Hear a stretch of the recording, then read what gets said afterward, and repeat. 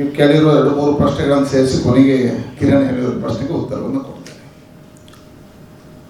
ಒಂದನೇದು ಶಶಿರಾಜ್ ಶೆಟ್ಟಿ ನಮ್ಮ ಯುವ ಮೋರ್ಚಾದ ಅಧ್ಯಕ್ಷರು.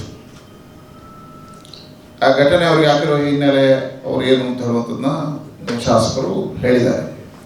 ಸಹಜವಾಗಿ ನಮ್ಮ ಯುವ ಮೋರ್ಚಾದ ಅಧ್ಯಕ್ಷ ಮೇಲೆ ಕೇಸುಗಳು ದಾಖಲಾದಾಗ ಒಬ್ಬ ಶಾಸಕನಾಗಿ ಅವರು ಠಾಣೆಗೆ ಹೋಗಿ ಪ್ರತಿಭಟನೆ ಮಾಡತಕ್ಕಂಥದ್ದು ಹಕ್ಕು ಅದು ಮಾಡಿದ್ದಾರೆ. ಆ ನಂತರ ಕೇಸ್ಗಳನ್ನು ಹಾಕಿರುವಂಥದ್ದು 2 ದಿನಗಳ ನಂತರ. ಆ ಕೇಸ್ ಹಾಕಿದಾಗ ನಾವೆಲ್ಲ ಜನಪ್ರತಿನಿಧಿಗಳು ನಮ್ಮ ಶಾಸಕರ ಮೇಲೆ ಕೇಸ್ ಆಗಿದೆ ಮತ್ತು ಪೊಲೀಸ್ ಇಲಾಖೆ ಅಲ್ಲಿ ಬಂದು ನಿಂತಿದೆ ಹೇಳೋ ಕಾರಣಕ್ಕೋಸ್ಕರ ನಾವೆಲ್ಲ ಹೋಗಿದ್ದೆವು. ನಾವು ಹೋಗಿರುವಂಥ ಸಂದರ್ಭದಲ್ಲಿ ಅಲ್ಲಿ ಸಹಜವಾಗಿ ನಮ್ಮ ಕಾರ್ಯಕರ್ತರು ಮತ್ತು ಶಾಸಕರ ಅಭಿಮಾನಿಗಳು ಸೇರಿದರು. ಬಹಳ ಶಾಂತಿಯುತವಾಗಿತ್ತು. ನಾನು ಹೋದಂಥ ಸಂದರ್ಭ ಗಮನಿಸಿದ್ದೇನೆ. ಸುಮಾರು ಮಧ್ಯಾಹ್ನ 2 ಗಂಟೆಗೆ ಹೋದವರು ರಾತ್ರಿ 8:30 ಗಂಟೆವರೆಗೆ ಅದೇ ಪ್ರದೇಶದಲ್ಲಿ ಇದ್ದೀವಿ ನಾವು. ಆಮೇಲೆ ಜನಪ್ರತಿನಿಧಿಗಳು ಇದ್ದರು. ಶಾಂತಿಯುತವಾಗಿ ಒಂದು ಸಹಜವಾಗಿರ್ತಕ್ಕಂಥ ಉದ್ವೇಗ ಕಾರ್ಯಕರ್ತರಲ್ಲಿ. ಅಲ್ಲಿರ್ತಕ್ಕಂಥ ಪೊಲೀಸರು ಬೆಳಿಗ್ಗೆ ಹೇಗೆ ಬಂದ್ದಾರೆ, ಏನು ನೋಟಿಸ್ ಮಾಡಿದ್ದಾರೆ, ಮತ್ತು ಯಾಕೆ ಸ್ಟೇಷನ್ಗೆ ಬರಬೇಕು ಅಂತ ಹೇಳಿದ್ದಾರೆ ಹೇಳುವಂಥದ್ದನ್ನು ಶಾಸಕರು ಹೇಳಿದ್ದಾರೆ, ವಕೀಲರು ಹೇಳಿದ್ದಾರೆ.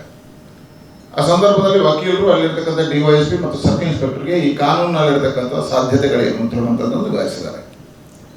ನಾವು ಹೋದ್ಮೇಲೆ DYSP ಅವರು ನಮಗೆ ಇವರಿಗೆ ನೋಟಿಸ್ ಕೊಟ್ಟಿರಲಿಲ್ಲ. ನಾವು ಹೇಳಿದ್ವಿ ನೀವು ನೋಟಿಸ್ ಕೊಡಿ, ಬಂಧನ ಮಾಡುವಾಗಿಲ್ಲ. ನಮ್ಮ ಎದುರು ಅವರು ಹಾಗೆ ಹೇಳಿದ್ರು ಅಂತ. ಆ ನಂತರ ನೀವು SP ಅವ್ರ ಹತ್ರ ಮಾತಾಡಿ ನಾವು ಸ್ವಲ್ಪ ಸಮಯ ಬೇಕು ಅಂತ ಕೇಳಿದ್ರು. ಅವ್ರು ಹೊರಗೆ ಹೋದ್ರು, ಯಾರ ಹತ್ರ ಮಾತಾಡಿ ಬಂದರು. ಬಂದಮೇಲೆ ನಾವು ಕೇಳಿದ್ವಿ ನೀವು ಆ ಆಧಾರದಲ್ಲಿ ಬಂಧನ ಮಾಡ್ತೀವಿ. ಆಗ ಅವ್ರು ಹೇಳಿದ್ದು ಸ್ಪಷ್ಟ ಇದೆ, ನಾವು ಬಂಧನ ಮಾಡಲಿಕ್ಕೆ ಬಂದವರಲ್ಲ, ನಾವು ನೋಟಿಸ್ ಕೊಟ್ಟಿದ್ದು, ನೋಟಿಸ್ ಕೊಟ್ಟು ಹೋಗಿ ಅಂತ.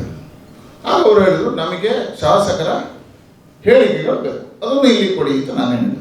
ಇಲ್ಲೇ ಕೊಡಿ, ಹೇಳಿಕೆ ಇಲ್ಲೇ ತಗೊಳ್ಳಿ.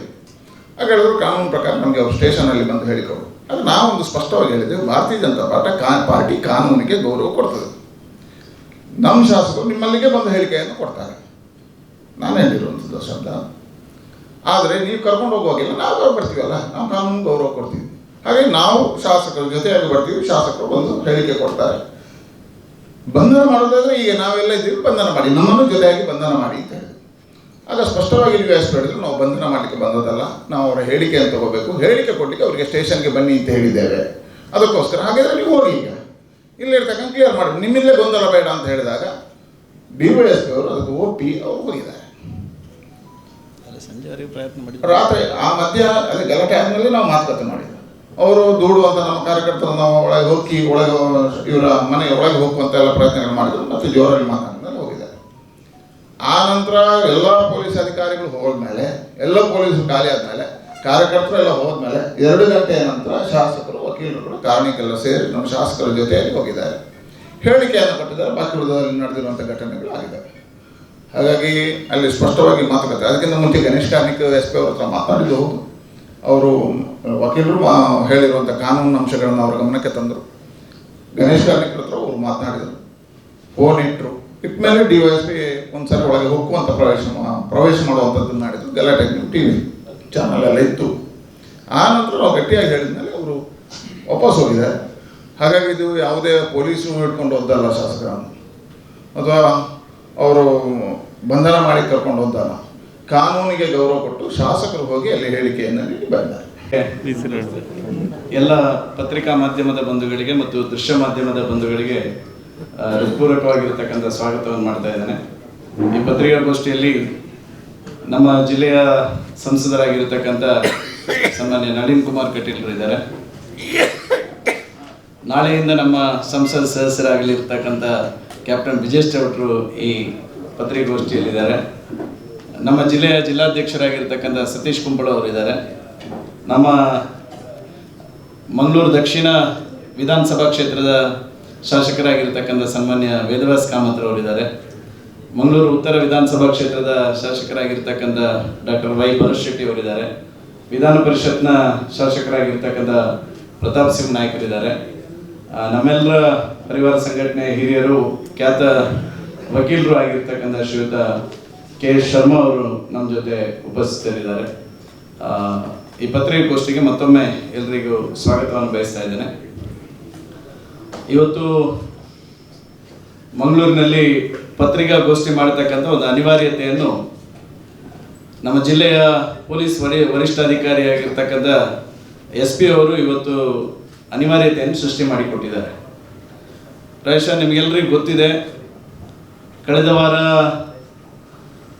ಬೆಳ್ತಂಗಡಿ ತಾಲೂಕಿನಲ್ಲಿ ಒಬ್ಬ ಅಮಾಯಕನನ್ನು ಬಂಧಿಸಿರ್ತಕ್ಕಂಥ ಸಂದರ್ಭದಲ್ಲಿ ಆಗಿರ್ತಕ್ಕಂಥ ಒಂದಷ್ಟು ಘಟನೆಗಳನ್ನು ನೀವೆಲ್ಲರೂ ಮಾಧ್ಯಮದ ಮೂಲಕ ನೀವು ಎಲ್ಲ ಸ್ನೇಹಿತರು ಬಂದಿದ್ರಿ, ನೀವು ನೋಡಿದ್ದೀರಿ. ಅದಾದ ನಂತರ ಈ ಜಿಲ್ಲೆಯ ಪೊಲೀಸ್ ವರಿಷ್ಠಾಧಿಕಾರಿಯವರು ಧರ್ಮಸ್ಥಳದಲ್ಲಿ ಒಂದು ಪತ್ರಿಕಾಗೋಷ್ಠಿ ಮಾಡ್ತಾರೆ. ಆ ಧರ್ಮಸ್ಥಳದ ಪತ್ರಿಕಾಗೋಷ್ಠಿಯಲ್ಲಿ ಅವರು ಮಾತಾಡಿರ್ತಕ್ಕಂಥ ಮಾತುಗಳಿಗೆ ನಾವು ಉತ್ತರ ಕೊಡಬೇಕಾದಂಥ ಒಂದು ಅನಿವಾರ್ಯತೆಯನ್ನು ಜಿಲ್ಲೆಯ ಪೊಲೀಸ್ ವರಿಷ್ಠಾಧಿಕಾರಿಯವರು ಸೃಷ್ಟಿ ಮಾಡಿದ್ದಾರೆ ಎನ್ನುವಂಥದ್ದನ್ನು ನಾನು ಈ ಸಂದರ್ಭದಲ್ಲಿ ಹೇಳಲಿಕ್ಕೆ ಇಷ್ಟಪಡ್ತೇನೆ. ಅವರೊಬ್ಬರು ಜಿಲ್ಲೆಯ ವರಿಷ್ಠಾಧಿಕಾರಿಯಾಗಿ ಪತ್ರಿಕಾಗೋಷ್ಠಿಯನ್ನು ನಡೆಸಿದ ಹಾಗೆ ಇರಲಿಲ್ಲ. ಅವರು ಕಾಂಗ್ರೆಸ್ನ ಜಿಲ್ಲೆಯ ವಕ್ತಾರನ ರೀತಿಯಲ್ಲಿ ಪತ್ರಿಕಾಗೋಷ್ಠಿ ನಡೆಸಿದ್ದಾರೆ ಎನ್ನುವಂಥ ನೇರ ಆಪಾದನೆಯನ್ನು ನಾನು ಈ ಸಂದರ್ಭದಲ್ಲಿ ಮಾಡ್ತಾ ಇದ್ದೇನೆ. ಯಾಕೆ ಅಂತ ಹೇಳಿದರೆ, ಒಬ್ಬರು ಜಿಲ್ಲೆಯ ಪೊಲೀಸ್ ವರಿಷ್ಠಾಧಿಕಾರಿಯವರು IPS ಅಧಿಕಾರಿಯೊಬ್ಬರು ಮಾಡಿರ್ತಕ್ಕಂಥ ಪತ್ರಿಕಾಗೋಷ್ಠಿಯನ್ನು ಕಂಡಾಗ ಇದು ಯಾರೋ ಕಾಂಗ್ರೆಸ್ನ ವಕ್ತಾರರು ಮಾಡಿದ ರೀತಿಯಲ್ಲಿ ಇದು ಭಾಸ ಆಗ್ತಾ ಇತ್ತು. ಅವರು ಮಾಡಿರ್ತಕ್ಕಂಥ ಆರೋಪಗಳಲ್ಲಿ ನಾವು ಶಾಸಕರ ಮನೆಗೆ 3 ಜನ ಪೊಲೀಸ್ ಅಧಿಕಾರಿಗಳನ್ನು ಕಳಿಸಿ ನೋಟಿಸ್ ಕೊಡಲಿಕ್ಕೆ ಹೋಗಿದ್ವಿ ಎನ್ನುವಂಥದ್ದು ಅವರ ಮೊದಲ ಆರೋಪ. ನನ್ನ ಮನೆಯಲ್ಲಿ CC ಕ್ಯಾಮೆರಾ ಇದೆ, ನನ್ನ ಮನೆಯಲ್ಲಿ ಪೊಲೀಸ್ ಅಧಿಕಾರಿಗಳು ಬೆಳಿಗ್ಗೆ ಬಂದಾಗ ಎಷ್ಟು ಜನ ಬಂದಿದ್ರು ಎನ್ನುವಂಥ ದಾಖಲಾತಿಗಳಿದೆ. ಪ್ರಾಯಶಃ ಇಷ್ಟು ಪರಿಜ್ಞಾನ ಇಲ್ಲದೆ ಒಬ್ಬರು SP ಅವರು ಯಾಕೆ ಈ ರೀತಿಯ ಸ್ಟೇಟ್ಮೆಂಟನ್ನು ಪತ್ರಿಕಾಗೋಷ್ಠಿಯಲ್ಲಿ ಮಾಡಿದ್ದಾರೆ ಎನ್ನುವಂಥದ್ದು ನನಗೆ ಗೊತ್ತಿಲ್ಲ. ಅವತ್ತು ಸುಮಾರು 15ಕ್ಕೂ ಹೆಚ್ಚು ಪೊಲೀಸ್ನವರು ಬೆಳಿಗ್ಗೆ ನೋಟಿಸ್ ಕೊಡಲಿಕ್ಕೆ 3 ವಾಹನದಲ್ಲಿ ನನ್ನ ಮನೆಗೆ ಬಂದಿದ್ದರು. ಅಂದರೆ ಇದನ್ನು ಯಾಕೆ ಈ ರೀತಿ ತಿರುಗಿಸ್ತಕ್ಕಂಥ ಪ್ರಯತ್ನವನ್ನು SP ಅವರು ಮಾಡಿದ್ದಾರೆ ಎನ್ನುವಂಥದ್ದಕ್ಕೆ ಉತ್ತರವನ್ನು ಅವರು SP ಅವರು ಕೊಡಬೇಕಾಗಿದೆ. ಅವತ್ತು ನಾವು ನೋಟಿಸ್ ಕೊಡಲಿಕ್ಕೆ ಹೋಗಿದ್ವಿ. ಆ ಸಂದರ್ಭದಲ್ಲಿ ಜನ ಸೇರಿರುವ ಕಾರಣಕ್ಕೋಸ್ಕರ ನಾವು ಫೋರ್ಸನ್ನು ಹಾಕಬೇಕಾಯಿತು ಅಂತ ಹೇಳಿದರು. ಬಹುಶಃ ಅವರು ಪೊಲೀಸ್ನ ಅಧಿಕಾರಿಗಳು ಸುಮಾರು 11:11 ಒಳಗೆ ಸುಮಾರು 15ಕ್ಕಿಂತ ಹೆಚ್ಚು ಪೊಲೀಸ್ನವರು ಬಂದಿದ್ದರು. ಬಂದ ತಕ್ಷಣ ನೋಟಿಸ್ ಕೊಟ್ಟು ನಮ್ಮ ಜೊತೆ ನಿಮ್ಮನ್ನು ಅರೆಸ್ಟ್ ಮಾಡಿ ಕರ್ಕೊಂಡು ಹೋಗ್ತೇವೆ ಅನ್ನುವಂಥ ಮಾತನ್ನು ಹೇಳಿದರು. ಬಹುಶಃ ಆ ಸಂದರ್ಭದಲ್ಲಿ ನಮ್ಮ ವಕೀಲರಿಗೆ ಕರೆ ಮಾಡಿ, ನಮ್ಮೆಲ್ಲ ಮುಖಂಡರಿಗೆ ಕರೆ ಮಾಡಿದಾಗ ಅವರು ಒಂದೇ ಮಾತು ಹೇಳಿರ್ತಕ್ಕಂಥದ್ದು, ಅರೆಸ್ಟ್ ಮಾಡೋದಿದ್ರೆ ಕಾನೂನು ರೀತಿಯಲ್ಲಿ ಅರೆಸ್ಟ್ ಮಾಡಬೇಕು. ಯಾರೇ ಒಬ್ಬ ನನ್ನನ್ನು ಅರೆಸ್ಟ್ ಮಾಡಬೇಕಾದ್ರೆ ಅವರು ಅರೆಸ್ಟ್ ನೋಟಿಸ್ ಕೊಡಬೇಕು.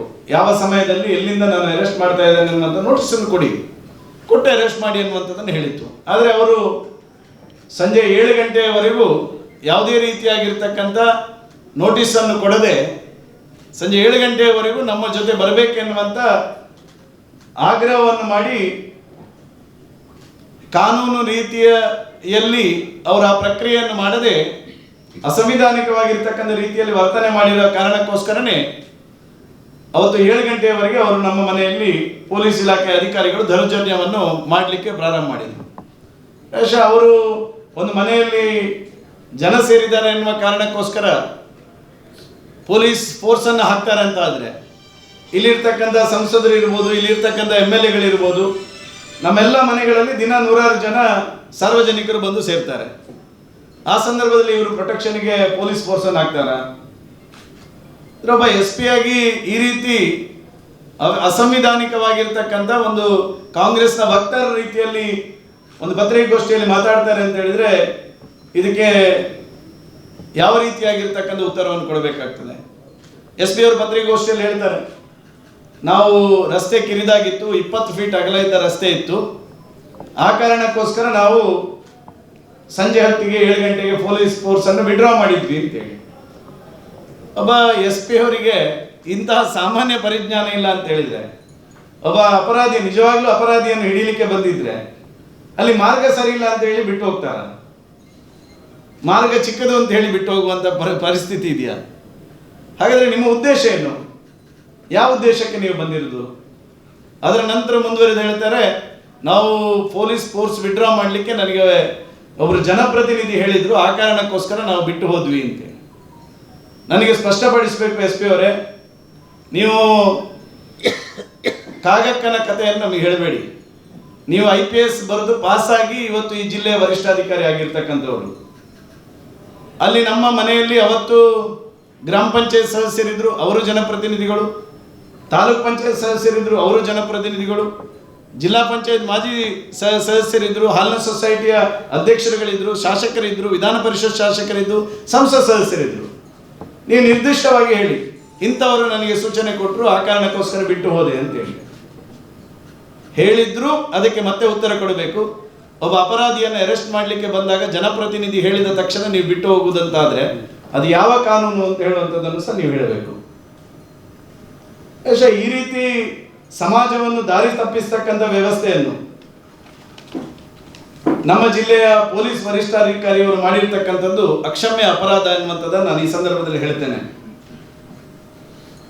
ಪ್ರಾಯಶಃ ಇವತ್ತು ಅವತ್ತಿನ ಘಟನೆಯಲ್ಲಿ ಕಾನೂನು ಎಲ್ರಿಗೂ ಒಂದೇ ರೀತಿ ಅನ್ನುವಂಥ ಮಾತನ್ನು ಹೇಳಿದರು. ನಮ್ಮ ತಾಲೂಕಿನಲ್ಲಿ ನಡೆದಿರ್ತಕ್ಕಂಥ ಘಟನೆಗೆ ಸಂಬಂಧಪಟ್ಟಂತೆ ಸಂಪೂರ್ಣವಾಗಿರ್ತಕ್ಕಂಥ ಕಾನೂನಿನ ದೃಷ್ಟಿಕೋನದಲ್ಲಿ ಯಾವ ರೀತಿಯಾಗಿರ್ತಕ್ಕಂಥ ಲೋಪಗಳನ್ನು ಎಸಗಿದ್ದಾರೆ ಅನ್ನುವಂಥದ್ದನ್ನು ನಮ್ಮ ಶಂಭುಶರ್ಮ ಅವರು ಹೇಳ್ತಾರೆ. ಆದರೆ ನಾನು ಈ ಸಂದರ್ಭದಲ್ಲಿ ಪ್ರಶ್ನೆ ಮಾಡಬೇಕಾಗ್ತದೆ. ಈ ಪ್ರಜಾಪ್ರಭುತ್ವ ವ್ಯವಸ್ಥೆಯಲ್ಲಿ ಅಂಬೇಡ್ಕರ್ ಅವರು ನಮಗೆ ಅನೇಕ ರೀತಿಯಾಗಿರ್ತಕ್ಕಂಥ ಹಕ್ಕುಗಳನ್ನು ಮತ್ತು ಶಕ್ತಿಯನ್ನು ತುಂಬಿದ್ದಾರೆ. ಈ ದೇಶದಲ್ಲಿ ಅದೆಷ್ಟೋ ಪೊಲೀಸ್ ಠಾಣೆಗಳ ಎದುರುಗಳೇ ಪ್ರತಿಭಟನೆಗಳಾಗಲೇ ಇಲ್ವಾಗಾದ್ರೆ. ನಾನು ಈ ಸಂದರ್ಭದಲ್ಲಿ ಹೇಳ್ತೇನೆ, ಅವತ್ತು ED ಅವರು ರಾಹುಲ್ ಗಾಂಧಿ, ಸೋನಿಯಾ ಗಾಂಧಿ ಅವರನ್ನು ಯಾವುದೋ ಕಾರಣಕ್ಕೆ ವಿಚಾರಣೆಗೆ ED ಅವರ ಆಫೀಸಿಗೆ ಕರ್ಕೊಂಡು ಬಂದಾಗ ಇದೇ ಪೊಲೀಸ್ ED ಆಫೀಸ್ನ ಮುಂದೆ ಕಾಂಗ್ರೆಸ್ನವರು ಯಾವ ರೀತಿಯಾಗಿರ್ತಕ್ಕಂಥ ಪ್ರತಿಭಟನೆಯನ್ನು ಮಾಡಿದ್ರು? ಅವತ್ತು ಯಾವ ರೀತಿಯಾದಂತಹ ಕೇಸ್ ಆಯ್ತಾ? ಇನ್ಕಮ್ ಟ್ಯಾಕ್ಸ್ ಆಫೀಸ್ನ ಎದುರಿಗೆ ಯಾವ ರೀತಿಯಾಗಿರ್ತಕ್ಕಂಥ ಪ್ರತಿಭಟನೆಯನ್ನು ಮಾಡಿದ್ರು? ಯಾವುದಾದ್ರೂ ಕೇಸ್ ಆಯ್ತಾ? ಈ ರಾಜ್ಯದಲ್ಲಿ ಎಷ್ಟೋ ಈ ರೀತಿಯ ಸಂದರ್ಭಗಳಲ್ಲಿ ಪ್ರಜಾಪ್ರಭುತ್ವ ವ್ಯವಸ್ಥೆಯಲ್ಲಿ ಪ್ರತಿಭಟನೆ ಮಾಡತಕ್ಕಂಥದ್ದು ಸಾರ್ವಜನಿಕರ ಹಕ್ಕು. ಅದು ಪ್ರತಿಭಟನೆ ಮಾಡಿದ್ದಾರೆ ಎನ್ನುವಂತ ಕಾರಣಕ್ಕೋಸ್ಕರ FIR ಆಗ್ತೇವೆ, ಈ ರೀತಿಯ ದೌರ್ಜನ್ಯವನ್ನು ಮಾಡ್ತಾರೆ ಅಂತ ಹೇಳಿದ್ರೆ, ಇವತ್ತು ಪೊಲೀಸ್ ಇಲಾಖೆ ಯಾರ ಪರವಾಗಿ ಕೆಲಸ ಮಾಡ್ತಾ ಇದೆ ಅನ್ನುವಂಥದ್ದನ್ನು ನಾನು ಈ ಸಂದರ್ಭದಲ್ಲಿ ಹೇಳಬೇಕಾಗ್ತದೆ. ಪೊಲೀಸ್ ಅಧಿಕಾರಿಯವರು, ಪೊಲೀಸ್ ವರಿಷ್ಠಾಧಿಕಾರಿಯವರು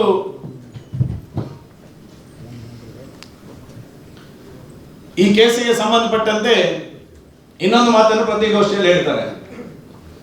ಆ ಜಾಗ ಸರ್ಕಾರಿ ಜಾಗವ ಖಾಸಗಿ ಜಾಗವ ಇನ್ನು ತನಿಖೆ ಹಂತದಲ್ಲಿದೆ ಅಂತೇಳಿ.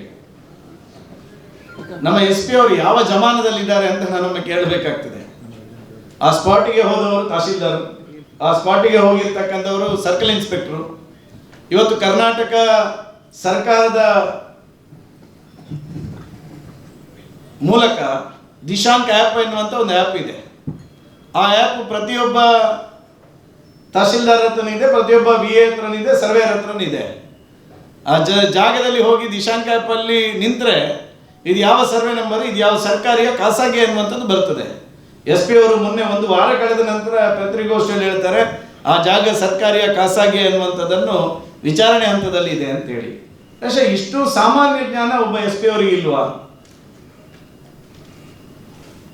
ಈ ರೀತಿಯಾಗಿ ಒಟ್ಟು ಪತ್ರಿಕಾಗೋಷ್ಠಿಯ ಮೂಲಕ ಈ ಜಿಲ್ಲೆಯ ಕಾಂಗ್ರೆಸ್ಸಿಗರಿಗೋ ಅಥವಾ ರಾಜ್ಯದ ಮುಖ್ಯಮಂತ್ರಿಗಳಿಗೋ ಮೆಚ್ಚಿಸುವಂತ ವ್ಯವಸ್ಥೆಯನ್ನು ಒಬ್ಬ ಕಾಂಗ್ರೆಸ್ ವಕ್ತಾರನ ರೀತಿಯಲ್ಲಿ ಈ ಜಿಲ್ಲೆಯ SP ಅವರು ಮಾಡಿರುವ ಕಾರಣಕ್ಕೋಸ್ಕರ ಇವತ್ತು ಪತ್ರಿಕಾಗೋಷ್ಠಿಯ ಮೂಲಕ ಈ ಒಂದಷ್ಟು ಅಂಶಗಳನ್ನು ಸ್ಪಷ್ಟಪಡಿಸಬೇಕಾಯಿತು ಎನ್ನುವಂಥದ್ದನ್ನು ನಾನು ಈ ಸಂದರ್ಭದಲ್ಲಿ ಹೇಳ್ತಾ ಇದ್ದೇನೆ.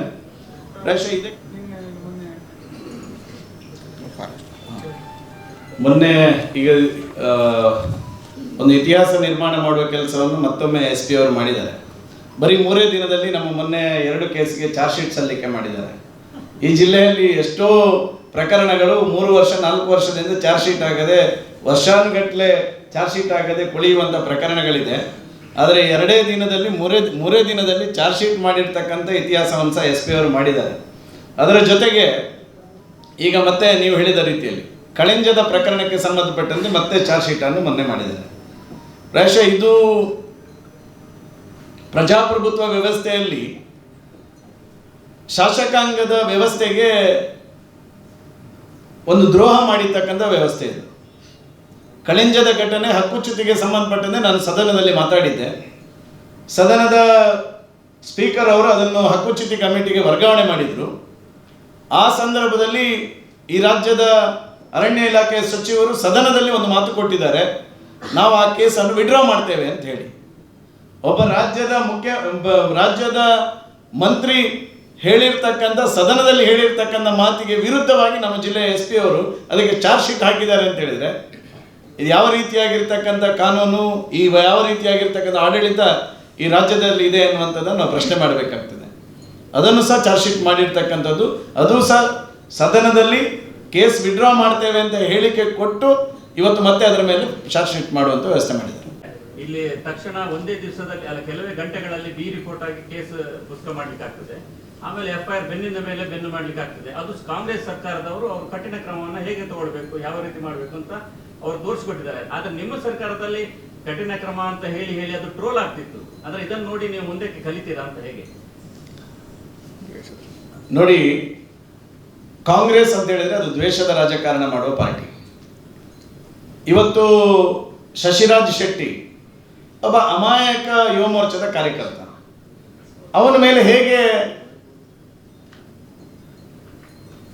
FIR ಮಾಡಿ ಅವನನ್ನು ಜೈಲಿಗೆ ಹಾಕಿದ್ದಾರೆ? ನಾವು ಈ ರೀತಿಯ ದ್ವೇಷದ ರಾಜಕಾರಣವನ್ನು ಈ ರಾಜ್ಯದಲ್ಲಿ ಎಲ್ಲೂ ಮಾಡಲಿಲ್ಲ. ಇವತ್ತು ಕಠಿಣ, ನೀವು ಹೇಳಿದಾಗೆ ಅವರು ಕಠಿಣ ಕ್ರಮ ಅಂತ ಹೇಳಿದರೆ ಇದು ಸಂವಿಧಾನದ ವಿರುದ್ಧ ಮಾಡತಕ್ಕಂಥ ವ್ಯವಸ್ಥೆ. ಪ್ರಾಯಶಃ ಆ ಕಾರಣಕ್ಕೋಸ್ಕರನೇ ದೇಶದಲ್ಲಿ ಅವರನ್ನು ಇಷ್ಟು ತಿರಸ್ಕಾರ ಮಾಡಿರೋದು ಜನ. ನಾಳೆಯೂ ಅವರನ್ನು ಈ ದೇಶದಲ್ಲಿ ತಿರಸ್ಕಾರ ಮಾಡೋದು ಯಾವ ಕಾರಣಕ್ಕೋಸ್ಕರ ಅಂತ ಹೇಳಿದ್ರೆ ಅವರು ಮಾಡಿರ್ತಕ್ಕಂಥ ಈ ರೀತಿಯ ಷಡ್ಯಂತ್ರದ ರಾಜಕಾರಣಕ್ಕೋಸ್ಕರ. ಹೈಕೋರ್ಟ್ ನೆನಪಾಯ್ತಾಗ ತಕ್ಷಣ ಹೇಳಿದಕ್ಕೆ ಹೈಕೋರ್ಟ್ ಕೂಡ ನಿಮ್ಮ ಪರವಾಗಿ ಏನು ಮಾತಾಡಲಿಲ್ಲ, ನಿಮ್ಗೆ ಏನೋ ಎಚ್ಚರಿಕೆ ಕೊಟ್ಟಿದೆ ಅಂತ ಏನೋ ಪೇಪರಲ್ಲಿ ಓದಿದೆ, ಹೌದೌದು? ನೋಡಿ, ಒಂದು ಕೋರ್ಟಿನಲ್ಲಿ ಇರತಕ್ಕಂಥ ಒಂದು ಕೇಸು ಜಜ್ಮೆಂಟ್ ಬರಲಿ, ಆಮೇಲೆ ನೋಡು. ಒಂದು ನಿಮಿಷ, ಎಲ್ಲ ಕೇಸಲ್ಲೂ ನೀವು ಹೇಗೆ ಹೇಳ್ತೀರಾ ಅಂತ ಪೊಲೀಸರು ನಿಮ್ದು ಮಾತ್ರ ಅಲ್ಲ ಬೇರೆ ಕೇಸಲ್ಲ ಅಮಾಯಕ ಅಂತ ವಿಚಾರಣೆ ಏನಾಗಿದೆ ಏನೋ ಆಗದೆ ನೀವು ಹಾಗೆ ಹೇಳ್ತೀರಿ. ನೋಡಿ, ಒಂದು ಕೇಸಿನಲ್ಲಿ ಇಂಥವನ ಅಪರಾಧಿ ಅಂತ ಹೇಳಿದ್ರೆ ದೂರಿನಲ್ಲಿ ಅವನ ಹೆಸರು ಬೇಕು. ಶಶಿರಾಜ್ ಶೆಟ್ಟಿಯ ಹೆಸರು ದೂರಿನಲ್ಲಿ ಇಲ್ಲ.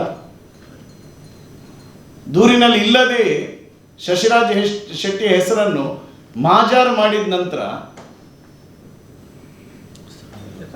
ಸ್ಥಳ ಇಲ್ಲ ಒಂದು ನಿಮಿಷ, ಮಾಜಾರ್ ಮಾಡಿದ ನಂತರ ಸ್ಥಳ ಮಾಜಾರ್ ಮಾಡಿದ ನಂತರ ಹೆಸರು ಒಬ್ಬ ರೈಟಿಂಗಲ್ಲಿ ಬರೀತಾನೆ, ಅವನ ಹ್ಯಾಂಡ್ ರೈಟಿಂಗ್ ಬಿಟ್ಟು ಯಾವುದೋ ಒತ್ತಡಕ್ಕೆ ಇನ್ನೊಬ್ಬನ ಹ್ಯಾಂಡ್ ರೈಟಿಂಗಲ್ಲಿ ಬದಿಯಲ್ಲಿ ಶಶಿರಾಜ್ ಶೆಟ್ಟಿಯ ಹೆಸರನ್ನು ಬರೀತಾರೆ. ಅವ ನಿಜವಾದ ಅಪರಾಧಿ ಅಂತ ಆಗಿದ್ರೆ ಫಸ್ಟ್ ಕಂಪ್ಲೇಂಟಲ್ಲಿ ಅವನ ಹೆಸರು ಬರಬೇಕಿತ್ತಲ್ಲ. ಒಂದು, ಇನ್ನೊಂದು, ಕಾನೂನಿನ ವ್ಯವಸ್ಥೆ ಅಡಿಯಲ್ಲಿ ಅರೆಸ್ಟ್ ಆಗಿದೆ, ಜೈಲಿನಲ್ಲಿದ್ದಾರೆ. ಇನ್ನು ಮುಂದೆ ಬೇಲ್ ಆಗುವವರೆಗೆ ನಾವು ಕಾನೂನಿನ ವ್ಯವಸ್ಥೆಯನ್ನು ನಾವು ಗೌರವಿಸಲೇಬೇಕು. ನೀವು ಹೇಳಿದ್ದಕ್ಕೆ ಉತ್ತರವನ್ನು ನಾನು ಮತ್ತು ಶಶಿರಾಜ್ ಈ ಜಿಲ್ಲೆಯಲ್ಲಿ ನಾವು ದೇವರನ್ನು ನಂಬುವವರು. ಶಶಿರಾಜ್ ಬಂದ ನಂತರ ಒಂದು ಒಳ್ಳೆಯ ದೇವಸ್ಥಾನದಲ್ಲಿ ನಾನು ಪ್ರಮಾಣ ಮಾಡಿಸ್ತೇನೆ, ನಾನು ಆ ವ್ಯವಸ್ಥೆಯಲ್ಲಿ ಇರಲಿಲ್ಲ ಎನ್ನುವಂಥದ್ದನ್ನು. ಈ ಜಿಲ್ಲೆಯ ಜನ ಕಾನೂನನ್ನು ಹೇಗೆ ಗೌರವಿಸ್ತಾರೋ ಹಾಗೆಯೇ ಈ ಜಿಲ್ಲೆಯಲ್ಲಿರ್ತಕ್ಕಂಥ ದೇವರ ಮೇಲೆಯೂ ನಂಬಿಕೆ ಇಟ್ಟು ಗೌರವವನ್ನು ಹೊಂದಿರತಕ್ಕಂಥವರು. ದೇವರ ನಂಬಿಕೆ ಅದು ಬೇರೆ. ಅದು ಕಾನೂನು ಪ್ರಕಾರ ಈಗ ಅವರು ನೀವು ಅಮಾಯಕ ಅಂತ ಹೇಳ್ತೀರಿ, ಅವರು ಆರೋಪಿ ಅಂತ ಹೇಳ್ತಾರೆ.